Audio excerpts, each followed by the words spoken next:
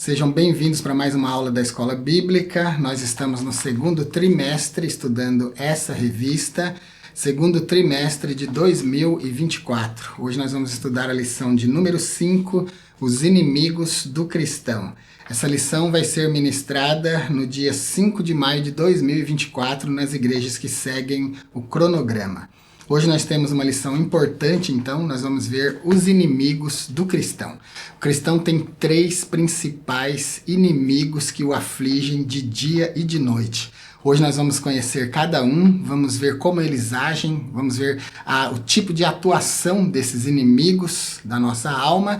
E eu vou iniciar a aula de hoje analisando aqui 9 palavras gregas, que são as palavras que representam o fruto do Espírito, e vou deixar para vocês na abertura, logo no início dessa aula, a vitória, o poder, a força, a chave para vencer esses 3 inimigos. Embora que a palavra-chave da lição de hoje seja inimigos, mas o fruto do Espírito é a chave da vitória para essa aula de hoje.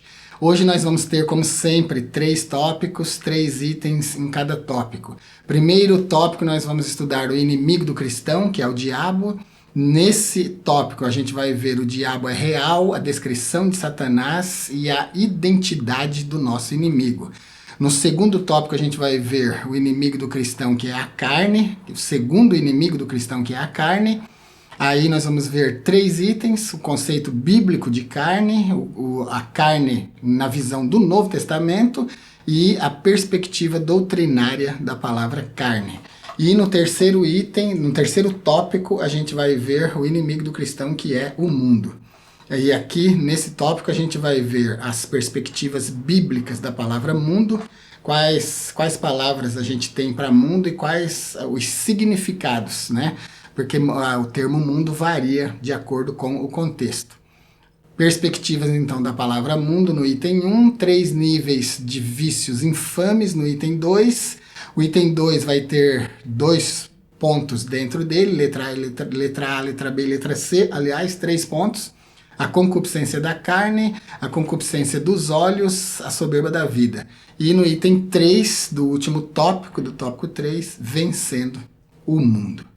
Então, a gente vai começar essa lição de hoje avaliando aqui o texto áureo, porque ele é a chave da vitória na vida do crente. Os nossos 3 objetivos na lição de hoje são identificar, explicar e apresentar.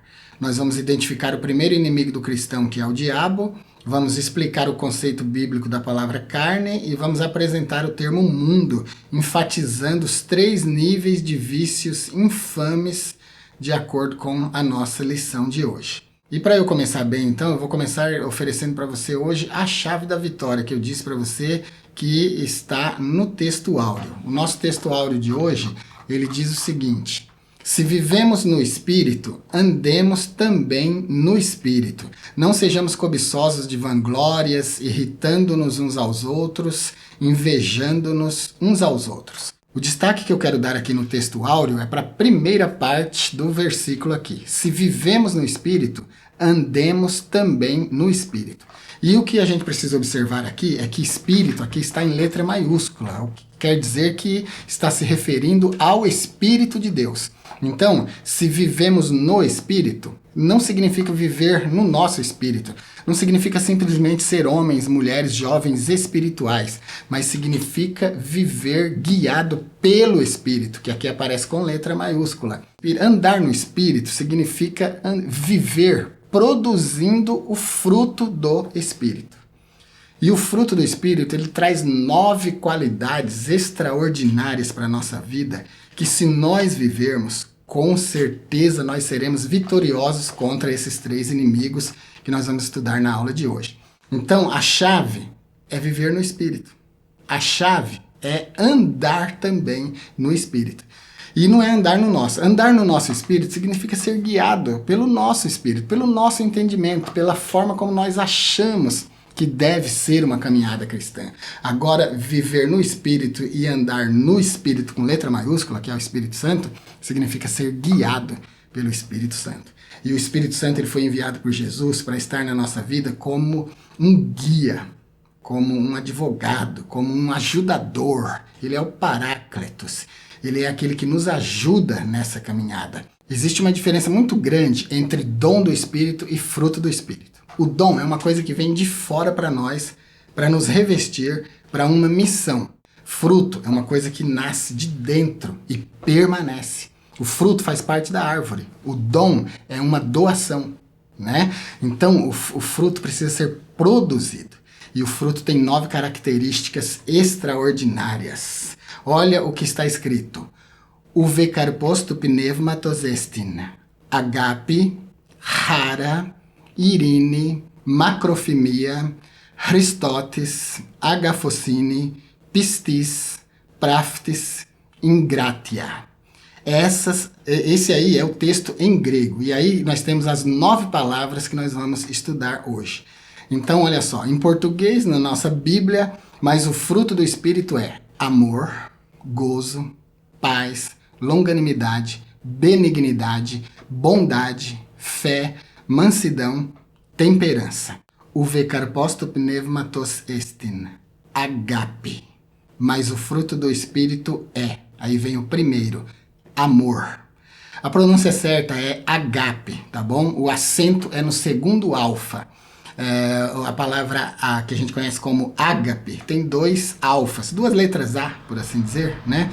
E o acento fica na segunda. A pronúncia correta é agape. Esse aí é o amor de Deus. Então, olha, o fruto do Espírito é primeiro agape, amor. E esse amor não é qualquer amor. Esse amor é o amor de Deus. Eu vou deixar um vídeo para você aparecendo agora aqui no card. Quando você está vendo no celular deitado, sempre que eu faço assim, aparece um vídeo aqui para você no card, tá bom? E no computador também. Na TV não aparece tal, mas vou deixar nos cards para você um vídeo. 8 palavras gregas para amor. Aí você vai entender que nós temos vários termos do grego para amor. E hoje eu vou deixar vários vídeos para vocês. Só sobre agape, o amor de Deus, eu vou deixar uns 3, tá bom? Na descrição, porque não cabe no card. No card só cabe 5 vídeos. Então eu vou deixar o primeiro no card agora para vocês. 8 palavras gregas para amor. E os demais vídeos eu vou deixar na descrição. Então, o primeiro termo que aparece aqui, a primeira qualidade do fruto do Espírito que aparece aqui é o amor. E não é o amor de amigo, que é o amor filos. Não é o amor de esposo para esposa, que é o amor eros. Não é qualquer outro tipo de amor, senão o amor agape, que é o amor de Deus. O amor agape, o amor de Deus, ele é o amor incondicional. É aquele amor que Deus dedica para nós sem requerer nada de nós. Ele nos dá simplesmente porque a gente existe. O agape, o amor de Deus, é dado para nós simplesmente porque a gente existe e Deus nos ama. Então, esse tipo de amor é o tipo de amor mais extraordinário que existe, é o amor vencedor. Quando a gente produz esse tipo de amor, esse amor agape, que é o amor de Deus em nós, nós somos capazes de amar qualquer tipo de gente, inclusive até os inimigos, e somos capazes de amar a Deus de volta com toda a capacidade. Por isso é a chave da vitória. E junto com esse fruto extraordinário do Espírito, não do nosso Espírito, mas do Espírito de Deus em nós, a gente vai ter o segundo, que é chara. Cara é graça. Esse termo aqui, ele é traduzido como alegria, como gozo aqui na Escritura. Ó. Mas o fruto do Espírito é, primeiro, amor, depois gozo. Então, esse gozo é a alegria de viver em Cristo, de viver em Deus. Então, a gente tem amor, a gente tem gozo e, em terceiro lugar, a gente tem paz. Aqui é o termo grego irine. Irine significa aquela paz e aquela harmonia que só Deus pode dar. Aquela paz e aquela harmonia que só o Espírito de Deus em nós pode nos conceder. Porque essa paz não é o contrário de guerra. Essa paz é uma coisa extraordinária, interiorizada em nós pelo Espírito Santo. Em quarto lugar, vai vir longanimidade e paciência, que é o termo grego macrofimia. Macrofimia significa paciência, perseverança. Longanimidade é a capacidade que a gente tem ou pode desenvolver de suportar condições adversas, de suportar lutas, tribulações, aflições e continuar. Isso é um fruto do Espírito. Em quinto lugar, como quinta característica do fruto do Espírito, a gente vai ter benignidade e amabilidade. Christotes. Christotes é a palavra grega para benignidade e amabilidade. Significa bondade, significa gentileza. O termo Christotes vai falar então da benignidade, da bondade, da amabilidade do Espírito Santo que pode ser produzida em nós. Em paralelo com esse termo, de significado muito próximo, a gente tem a sexta característica do fruto do Espírito que pode ser produzida em nós, que é bondade. Bondade vem do grego agafocine, significa bondade, generosidade, gentileza. Esse termo pode ser aplicado livremente à bondade, à amabilidade, à gentileza, ao caráter de Deus. Deus é bom o tempo todo. Vocês não costumam falar isso? Deus é bom o tempo todo? O termo grego para bom nesse contexto é ágafos. E essa característica de Deus, de ser ágafos, de ser bom e bom por natureza, foi colocado em questão quando Filipe encontra Natanael. Filipe chega para Natanael e diz: nós achamos aquele de quem Moisés escreveu na lei e de quem falaram os profetas, Jesus de Nazaré. Então, Natanael diz para ele assim: Ek Nazarete dinatiti agafonine? Ek Nazarete dinatiti agafonine? Agafon é o termo que aparece aí. Porventura pode vir alguma coisa boa de Nazaré? E aí Filipe diz para ele assim: Erhu keive, vem e vê, vem ver com seus próprios olhos, vem testar essa bondade. Esse termo que aparece aí em João 1,46, ágafon, ele caracteriza essa faceta do fruto do Espírito, que é natural no Espírito de Deus, é natural em Deus, é natural em Jesus, mas que pode ser produzido em nós, como sexta qualidade do fruto do Espírito em nós. Aí depois a gente tem em sétimo lugar a fé do grego pistis. Fé aqui, o termo grego pistis, ele não indica simplesmente acreditar em alguma coisa. Olha, vai chover hoje, eu acredito. Olha, Jesus vai voltar, eu acredito. Não é só isso, não é simplesmente dedicar, não é simplesmente dar crédito. Pistis envolve a ideia de confiança. É acreditar confiando, entregando a vida por isso, se for preciso. A fé no contexto hebraico, a fé no contexto grego, é uma fé que se pode abraçar. Esse contexto de fé, na prática, é como quando você está se afogando, está lá na água se batendo, não sabe nadar, não sabe o que fazer, e alguém joga para você um tronco de árvore, por exemplo, no qual você pode se agarrar. Aquilo ali é a representação da fé, por assim dizer. Por exemplo, né? Você pode se agarrar naquilo e se salvar. Ou alguém joga um salva-vidas para você, você coloca ao redor do seu corpo, pronto. Você confia que aquilo ali vai te salvar. Fé tem o contexto de confiança. Fé, pistis, significa confiança. Não significa simplesmente, eu sei que isso existe, eu acredito que isso existe. Não. É acreditar nisso, mas confiar nisso. Confiar a ponto de entregar a vida. E a oitava característica do fruto do Espírito é traduzido do grego praftes. Praftes significa mansidão. Essa mansidão significa capacidade de ser humilde. E, por último, o número 9, temperança. Vem do grego engratia. Engratia significa autocontrole, significa disciplina. É a temperança, a capacidade de se manter ali no meio termo na hora de avaliar uma situação, quando estiver numa situação crítica, né? Poder avaliar. Então, olha, o fruto do Espírito começa a ser descrito com agape, que é o amor de Deus em nós, e termina com temperança, que é o autocontrole do Espírito em nós. O vecarposto pneumatosestin, agape, hara, irine, macrofimia, Christotes, agafocine, pistis, praftis e ingratia. Os nossos 3 objetivos na lição de hoje são identificar, explicar e apresentar.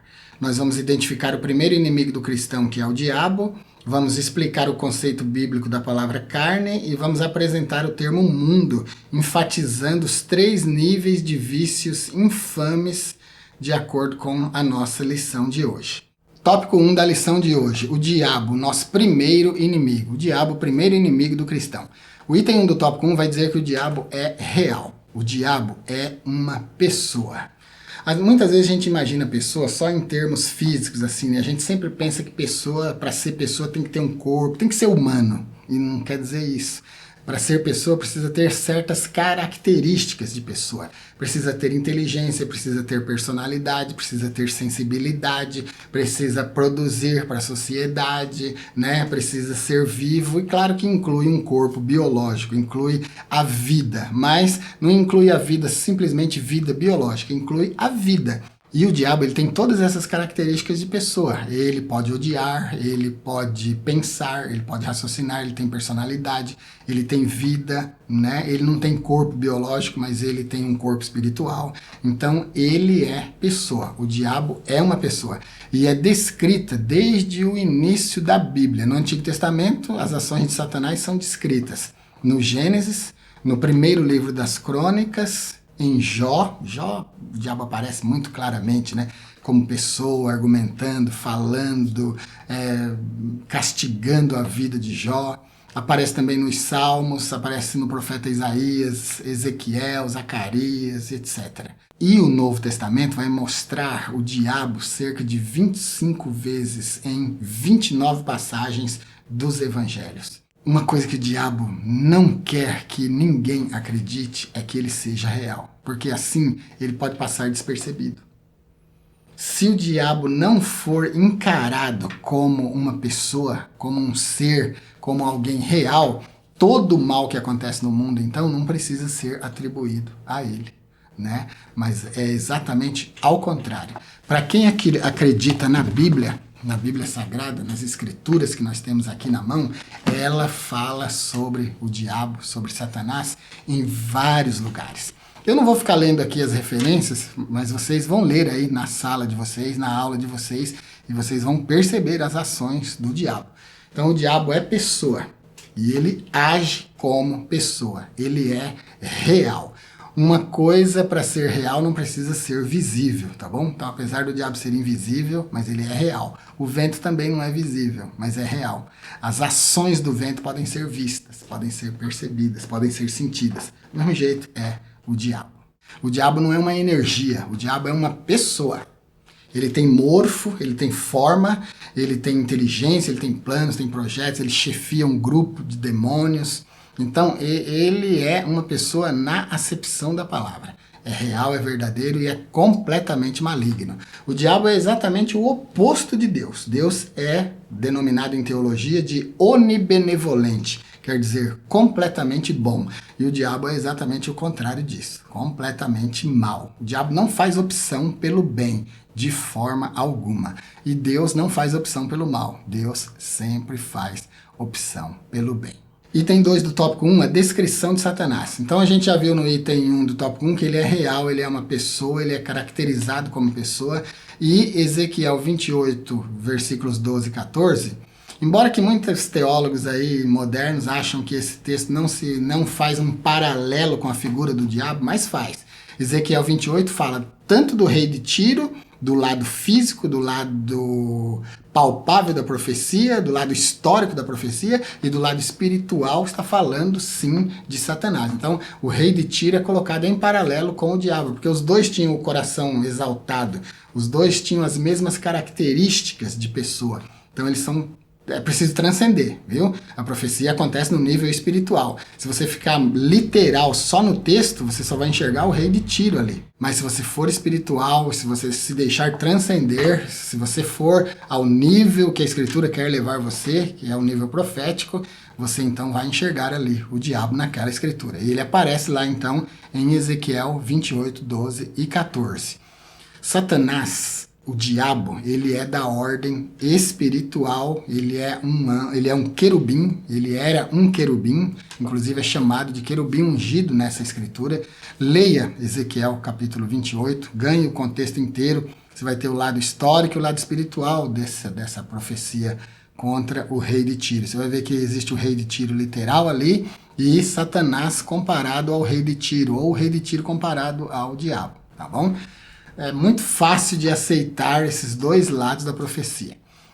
Queridos, quando a gente fala de profecia, a profecia ela sempre é transcendente. O profeta, aquele que vê a visão, ele sempre transcende, ele sempre sai do físico e é levado aos limites espirituais para que ele possa ver aquilo que ele precisa ver. Vou deixar mais um vídeo para você na descrição aqui, em que sentido Deus cria o mal. Lá a gente vai falar da criação do mal, falar sobre o diabo, que tipo de mal é esse que Deus cria e tal. E vou deixar outro vídeo para vocês, esse eu vou deixar aqui agora aparecendo no card. O diabo, o nosso adversário. Avaliando um vídeo rapidinho, acho que vai ser uns 3 ou 4 minutos só, mostrando o termo grego para o diabo, que inclusive é o termo grego katígoros.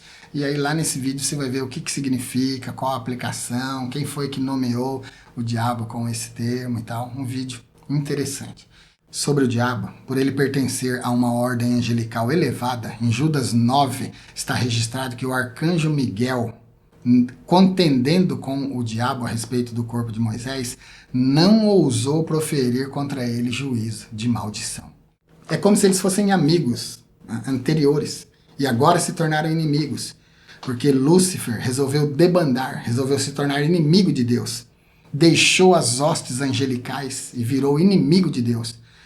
Uma coisa que é importante a gente destacar é que ele não é nosso inimigo. Ele nem respeita a gente, ele passa por cima da gente. A gente não é nada para o diabo. O diabo é inimigo de Deus. Se Deus deixasse, ele nos arrebentava, ele nos esmagaria, né? Mas ele é inimigo de Deus. E é tão forte, tão poderoso, tão extraordinário, que o arcanjo Miguel não ousou proferir juízo de maldição contra ele, por respeito. Sabe aquelas cenas que você vê em filme, que um inimigo respeita o outro por um momento, por alguma coisa que aconteceu no passado, pelo que eles foram no passado, pela amizade que tiveram no passado, mas agora são inimigos? É esse contexto aí. Diabo, Satanás, demônio, são nomes dados para a mesma pessoa. Diabo é o acusador, do grego katígoros. Satanás significa inimigo, também se refere à mesma pessoa, o príncipe dos demônios. Belzebu também é o nome do príncipe dos demônios. O demônio, quando a gente chama assim o demônio, especificando pelo artigo definido o, a gente também está se referindo a Satanás. E depois a gente tem os demônios. Demônio e anjo caído é a mesma coisa, viu, meus irmãos? Não existe essa separação teológica entre essas duas classes. Os anjos que caíram se tornaram demônios. A aula é curta, não dá pra gente ficar explicando aqui todas essas terminologias, mas aceite isso. Então, diabo, Satanás, antiga serpente, são nomes dados ao mesmo ser, que é o chefe dos demônios, o príncipe dos demônios. Ele é o nosso inimigo. E essa é a descrição dele aqui, de modo bem resumido, bem curtinho, no item 2 do tópico 2. É visto como o príncipe deste século, na 2 Coríntios 4:4, e como príncipe das potestades do ar, em Efésios capítulo 2 e versículo 2. Como eu já disse, tem personalidade, tem inteligência, tem raiva, tem desejos, tem vontade própria e é o inimigo, o arqui-inimigo, o inimigo número 1 de Deus. Depois, como a gente é amigo de Deus, se faz inimigo do diabo. Mas o diabo ele não nos considera inimigos porque a gente não é páreo para ele, né? A gente só seria inimigo do diabo mesmo se a gente fosse páreo para ele. Mas a gente é verme diante dele, né, queridos? A gente só tem força e a gente só tem força de vencer o diabo porque Cristo está em nós. Eu, particularmente, acho um desatino cristão que fica desafiando o diabo. Cristão que fica desrespeitando o diabo. O diabo é inimigo de Deus, não é nosso. Olha aqui o que está escrito em Judas 9. O arcanjo Miguel não ousou desafiar o diabo, não ousou proferir um juízo contra ele por respeito. Agora os crentes só faz porque não sabe o que está fazendo. Porque se soubesse o que está fazendo, se soubesse quem é o inimigo, não afrontaria, não faria. Inimigos formidáveis, como são os demônios e o diabo, são para ser tratados com respeito, tá bom? Então, muito cuidado. Não mexa com o diabo, deixa ele para lá. Viva a sua vida, ande em espírito, viva em Deus, viva em Cristo. Item 1 do tópico 1, então, a gente viu que ele é real. Item 2 do tópico 1, a gente viu a descrição dele. E agora a gente vai ver a identidade, né? Como descrição é isso tudo aí que a gente já falou. Agora, como identidade, é a personalidade dele revelada.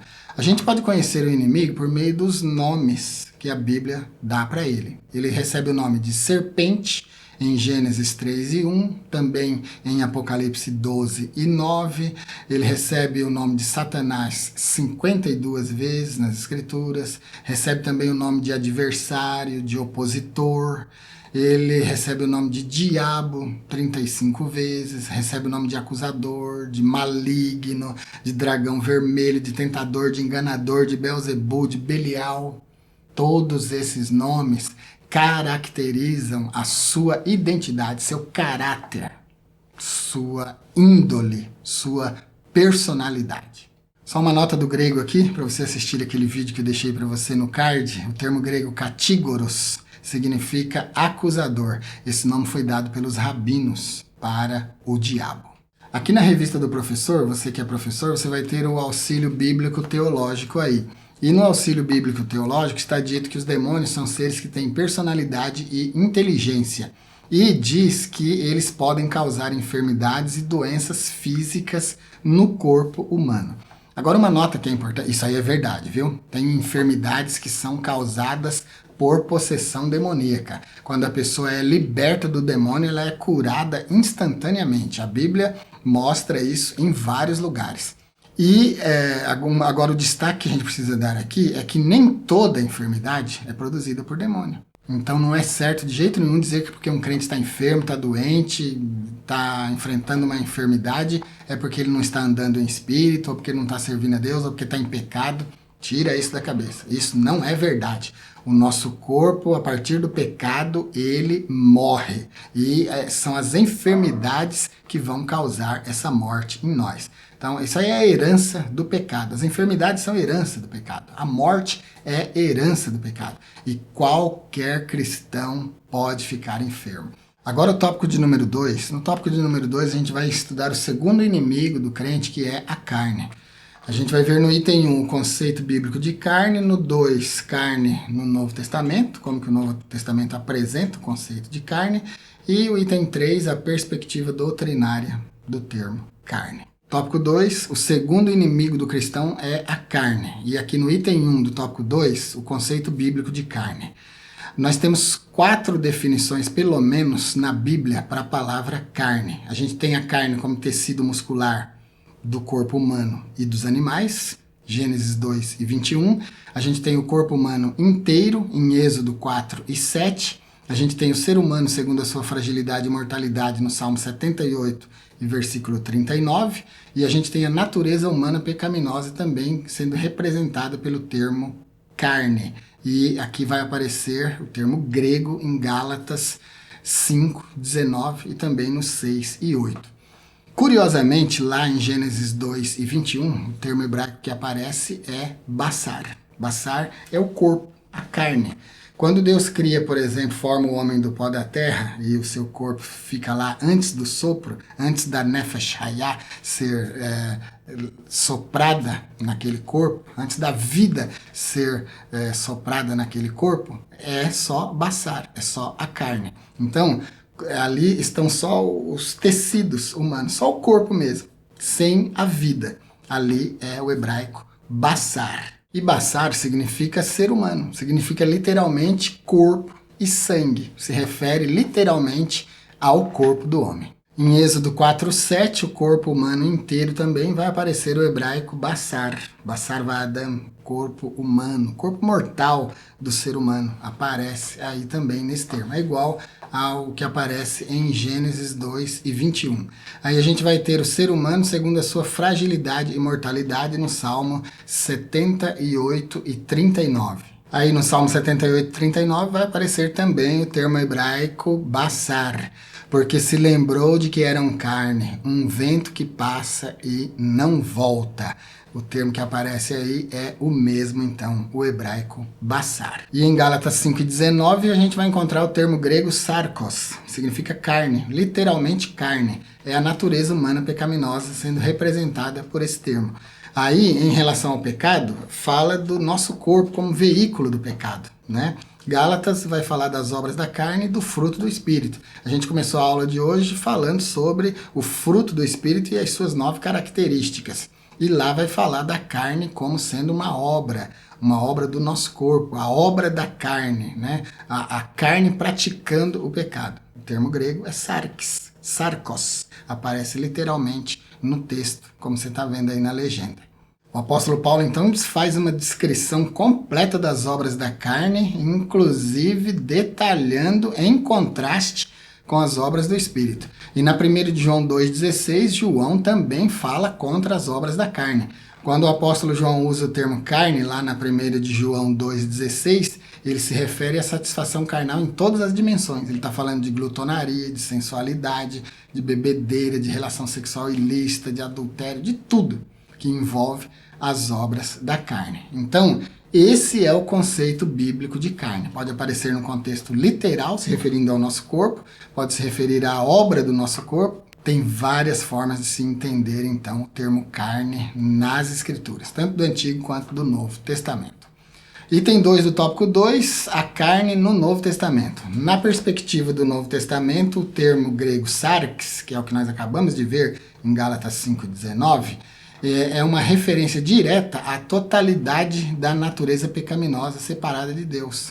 Desgraçada, né? Sem a presença do Espírito Santo. Item 3, a perspectiva doutrinária da palavra carne. Doutrinariamente, a carne é a natureza humana depois da queda de Adão. Como nós vimos, a expressão carne pode ser usada para se referir a um corpo humano, 1 aos Coríntios 15, 39, mas também à natureza pecaminosa, como a gente tem em Romanos 8 e 6. Em Romanos 8, 6 aparece também o termo grego sarkos, traduzido por carne. É o mesmo termo que aparece lá em Gálatas, se referindo também à carne, às obras da carne. E no tópico 3, o terceiro inimigo do cristão é o mundo. Então a gente vê que a gente tem 2 inimigos fora de nós. O diabo e o mundo estão fora de nós, né? E a nossa carne, que faz parte do nosso ser, essa está dentro de nós. Ela é parte constitutiva do nosso ser. Então, enfrentar a carne é muito mais difícil do que enfrentar os outros 2 inimigos, porque eles estão fora, né? O mundo pode entrar para dentro de nós, mas a gente precisa deixar. A carne não, a carne já está presente no nosso ser. O nosso corpo, como instrumento do pecado, luta com o nosso espírito dia e noite para que a gente seja vencido. E agora, no tópico 3 aqui, a gente vai ver o terceiro inimigo, que é o mundo. A palavra para mundo, no grego, é cosmos. Cosmos se traduz literalmente por mundo. E a gente tem pelo menos 5 conotações, 5 entendimentos para a palavra mundo. Primeiro, mundo como planeta Terra, que é Salmo 24:1. Depois, mundo como conjunto das nações conhecidas, que é primeiro livro dos Reis 10:23. Depois, mundo como a raça humana, Salmo 9:8, João 3:16. Depois, mundo como o universo, Romanos 1:20. E mundo como sistema de coisas, como aqueles que se opõem a Deus. De todas essas formas de entender a palavra cosmos, a palavra mundo, as 2 mais importantes são o mundo como planeta mesmo, como lugar onde a gente vive, o mundo enquanto planeta Terra, onde a gente habita, e o mundo como pessoas, como sistema de coisas, como pessoas que vivem de forma contrária à vontade de Deus, pessoas que vivem independentemente de Deus. A passagem de 1 de João 2:15 diz o seguinte: não amemos o mundo. Ela dá esse conselho para nós não amarmos o mundo. A ideia é de que a sociedade separada de Deus se manifesta contrariamente a Deus. Então, a gente não pode viver no meio, né? Nesse meio, a gente não pode fazer parte desse sistema de coisas. A gente não pode amar esse sistema de coisas. Agora, a gente vai ver aqui 3 níveis de vícios infames nesse mundo. A concupiscência da carne, a concupiscência dos olhos e a soberba da vida. Concupiscência é aquele desejo incontrolável de praticar as coisas da carne, as coisas do pecado. Isso é concupiscência da carne. Então, quando a Bíblia diz e classifica a concupiscência da carne como um vício infame, está falando a verdade. Nós temos em nós, para quem é tricotomista, para quem acredita no homem dividido em 3 partes, corpo, alma e espírito, o espírito é a parte em nós que nos leva para Deus. A alma é a parte em nós que nos leva para as coisas abstratas desse mundo, amor, ódio, desejo, alegria, beleza, etc. E o corpo é o veículo do pecado. Então, quando o corpo se tornou o veículo do pecado? A partir do Éden, a partir do pecado no Éden. O corpo se torna, então, o veículo do pecado. Porque antes disso, Deus fez o homem reto, perfeito, bonito, né? Sem pecado. Mas a partir do momento que o homem tentado cede ao pecado, o seu corpo se torna a sede do pecado, se torna instrumento do pecado. A partir daí, a concupiscência da carne ganha espaço no nosso corpo. E tudo que o ser humano quer é viver uma vida na carne, viver uma vida mundana, uma vida no pecado. Entendendo então que concupiscência é o desejo exagerado em nós que nos dirige para o pecado, que nos leva a praticar o pecado, e entendendo que essa concupiscência existe na carne e existe também nos olhos, é fácil de entender o que é concupiscência dos olhos. Concupiscência dos olhos é aquele desejo que envolve tudo que a gente vê e tudo que a gente imagina. Você vê que o diabo trabalhou até com Jesus na concupiscência dos olhos. Na hora da tentação, na tentação de Jesus, o diabo transportou ele a um alto monte e mostrou para ele num momento de tempo todos os reinos da terra e disse assim, se você me adorar eu te dou tudo isso. Então, tentando pela vista, olha todo esse poder, eu posso te dar se você me adorar.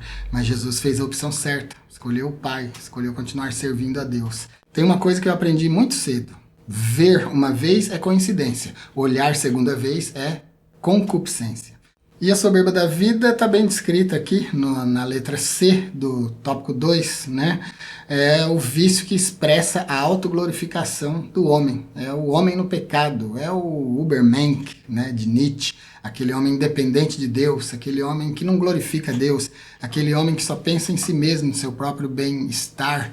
É o homem independente de Deus, o homem que vive por si, o homem egoísta, o homem que se considera autossuficiente. Essa aí é a soberba da vida. E agora aqui no item 3 do tópico 3, eu quero voltar lá no início da lição, lembrar você de como nós começamos a lição de hoje. Nós começamos a lição de hoje avaliando o fruto do Espírito e as suas 9 características. E eu disse para vocês que o fruto, a produção do fruto do Espírito na nossa vida é a chave da vitória. Agora aqui, ó, item 3 do tópico 3, vencendo o mundo. Só tem um jeito de vencer o mundo, é produzindo o fruto do Espírito na nossa vida. Somente pela produção do fruto do Espírito, com as suas 9 características, você vai poder se livrar, você vai conseguir vencer o mundo. Para vencer o mundo, então, é preciso estar verdadeiramente em Cristo. E é preciso realmente produzir o fruto do Espírito, com sinceridade. É isso por hoje então, vamos ficando por aqui. Espero ter ajudado você com os comentários dessa aula de hoje. Se você assiste os vídeos do nosso canal, assiste as nossas aulas, mas ainda não se inscreveu, se inscreva. Nós precisamos da sua inscrição, precisamos que você compartilhe as nossas aulas para ajudar o nosso canal a crescer e também fazer essas aulas chegar a mais pessoas, né? Sempre que você gostar, deixe um like, porque o seu like nos ajuda também.